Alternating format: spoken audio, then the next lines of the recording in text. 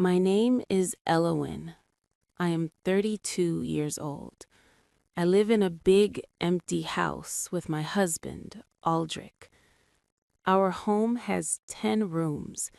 Every room is very clean and perfect.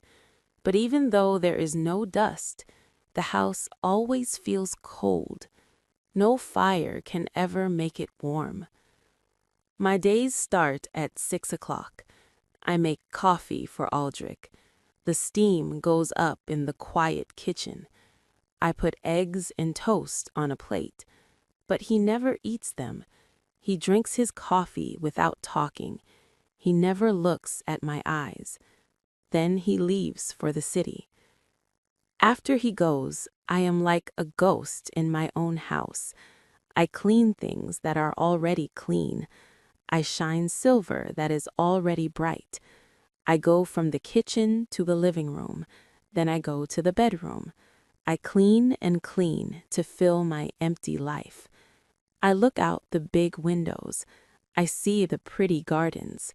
I see cars going by, but nothing feels real to me. I eat my lunch alone. The silence is so heavy, it feels like a weight on me. This house shows that Aldrich is rich, but for me, it is like a beautiful prison. Today, I went to the study to clean. I was cleaning the brown wooden shelves. An old book caught my eye. When I pulled it out, something fell to the floor. It was a rose. It was very old and dry. It was once bright red. Now it was brown and easy to break. When I touched it, my fingers started to shake. This flower was from another life. 14 years ago, I was 18. I was young and full of life. I was a girl who felt the warm sun. Back then, I loved a boy named Evander. He was poor, but very kind. He had dark hair. His eyes were so honest and true. We were always together. We walked home from school in the golden light. We ate ice cream on park benches. We talked about our dreams. Our dreams were simple. We only needed each other. Evander did not have money. His mother cleaned big houses like the one I live in now. His clothes were old and worn, but his heart was rich. He had more goodness than any rich person. But my parents only saw that he was poor. They had different plans for me. They wanted me to be safe and important. They told me that love could not give me a house. Love could not give me a good name in society. Then Aldrich came. He was from a family of rich bankers. He had expensive cars. He wore expensive suits. My parents loved his money. They did not give me a choice. They said I must marry him. They said I must be smart about life. They said my marriage to him would save our family. I remember the day I broke Evander's heart. The sky was gray. It was raining. We stood in our park. The sky was crying with us. He knew something was wrong before I spoke. I told him I could not see him anymore. I told him I would marry Aldrich. He did not argue with me. He just stood there. The rain hid his tears, but I knew he was crying. I turned away from him. I walked away. I left the only person who truly knew me. He stood alone in the rain. 2 months later, I wore a white wedding dress. It was made of silk and lace. The wedding was very big and expensive. It was more like a business deal than a real wedding. People said I was lucky, but I felt like I was at my own funeral. I was only 18 years old, but I felt old inside. Now 14 years have passed. I understand my choice now. Aldrich has power and money, but he does not know how to love. He sees me like a piece of nice furniture. I am something to show to people. I am something to keep clean. I am something to ignore. I am just a decoration in his life. I watch his cold plans in silence. I put the dry rose back in the book, but I could still see Evander's smile in my mind. It was a sad reminder of the life I gave up for this cold, beautiful house. At 6 o'clock, the heavy front door opened with a loud sound. Aldrich came in. He walked past me without a word. He went straight to his office. I was invisible to him. At 7 o'clock, he came out. He told me we must go to a big party for rich people. He did not ask me, he gave me an order. He told me to wear nice clothes. He told me to smile. He told me not to embarrass him. I hate these parties. They are places where people lie and show off. No one talks about real feelings or truth. They only talk about what they own. But I did what he said. I chose a dark blue dress. I put on my makeup very carefully. It felt like I was a soldier getting ready for war. The woman in the mirror had empty eyes. She was not the girl who ate ice cream in the park. When Aldrich saw me, he did not say I looked nice. He just nodded that I was okay. We drove to the hotel. We did not talk. When we arrived, he acted like a nice gentleman for the cameras. He opened my door for me, but his hand on my arm was very tight. It hurt. He spoke quietly in my ear. His voice was cold and mean. He said, "Smile. Look beautiful. Do not make me sorry I brought you." Inside the party room, the air smelled of expensive perfume. I could hear glasses touching. Aldrich left me alone right away. He went to talk to other rich men. I stood alone. I had a glass of champagne in my hand, but I did not want to drink it. I felt sick because everything was so fake. Then something changed. The host went on stage. He told everyone about a special guest. This man had just come back from other countries. He was now very successful around the world.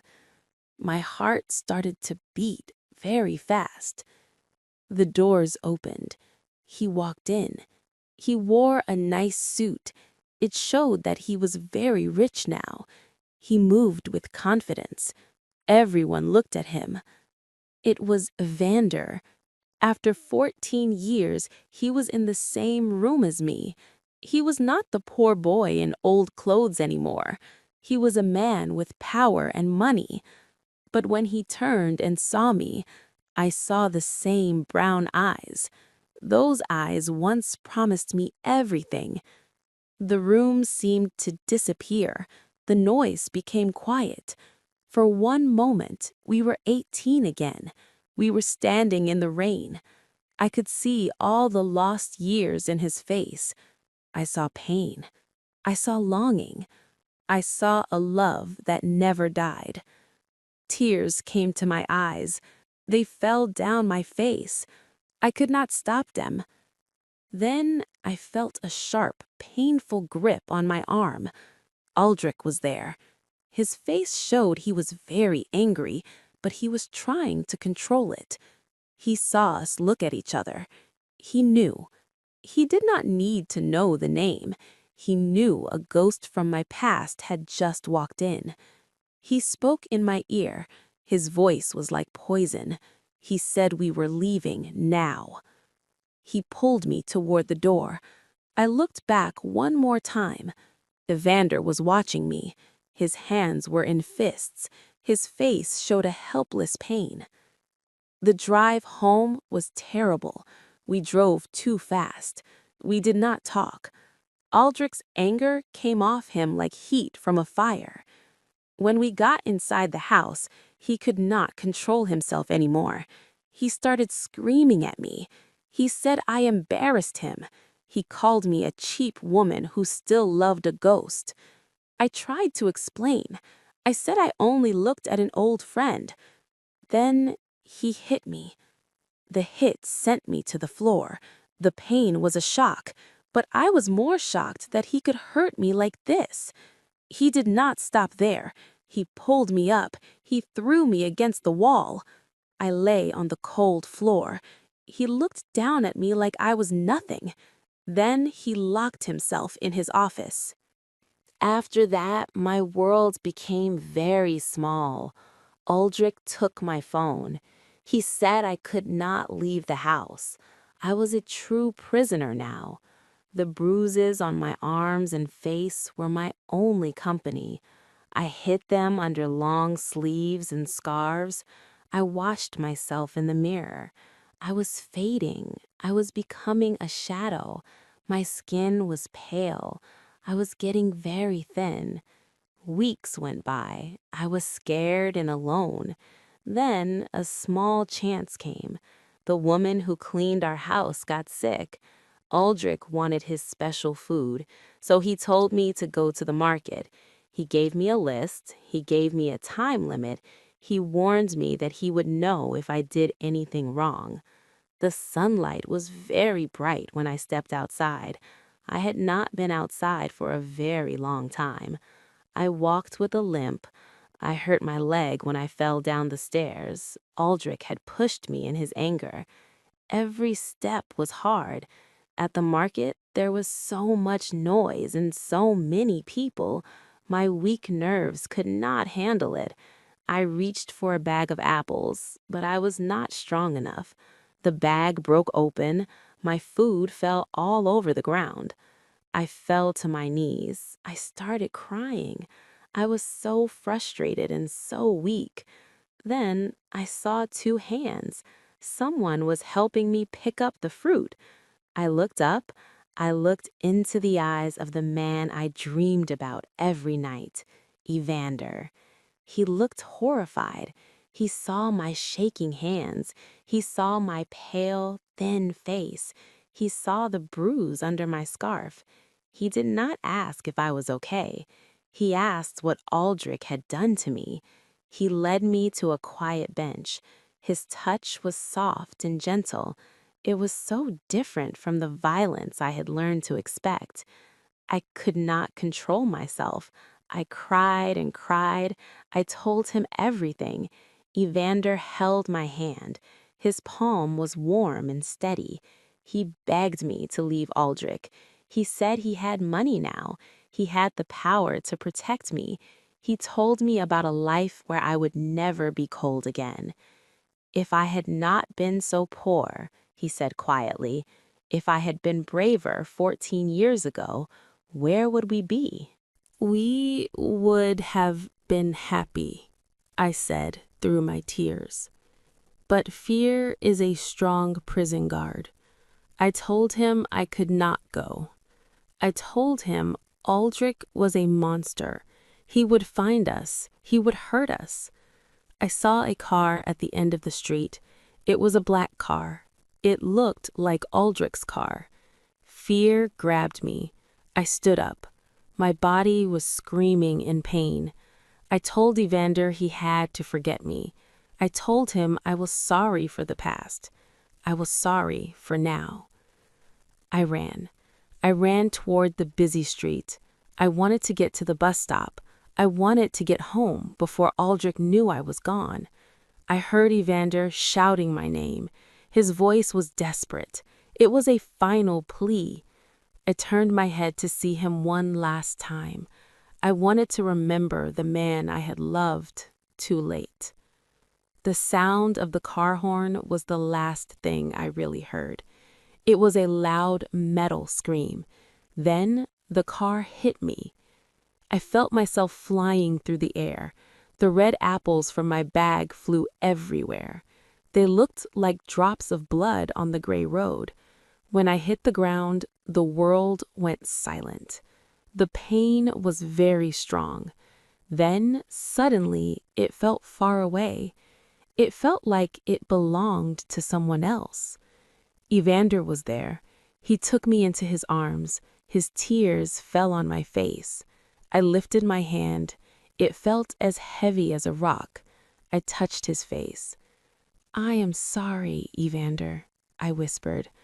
"I loved you, but I loved you too late." He begged me to stay. He begged me to fight, but I was too tired. The cold house, the angry words, the years of silence, it all went away. The last thing I saw was not the clean walls of Aldrich's house. It was the eyes of the boy from the park. In his arms, I finally felt warm. At last, I was free. The funeral was empty and sad. Aldrich stood at the grave. He looked like a sad husband, but his sadness was fake, just like his money. He only cared about looking good.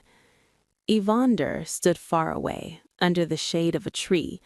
To the world, he was a stranger to my life, but he was the only one who truly cried for me. When everyone left and Aldrich drove away, Evander walked to my grave. He put red roses on the grass. They were bright and alive. They were like the flower I found in the study. He is a very rich man now. He has the big houses, the nice cars, and the power. My parents wanted these things for me. But as he sat by my grave, he understood the sad truth. He had everything in the world, but he lost the only thing that made life worth living. His money came too late to buy the one thing he really needed: time. He whispered goodbye into the wind. He left the roses to dry in the sun. He is rich, but he is completely alone.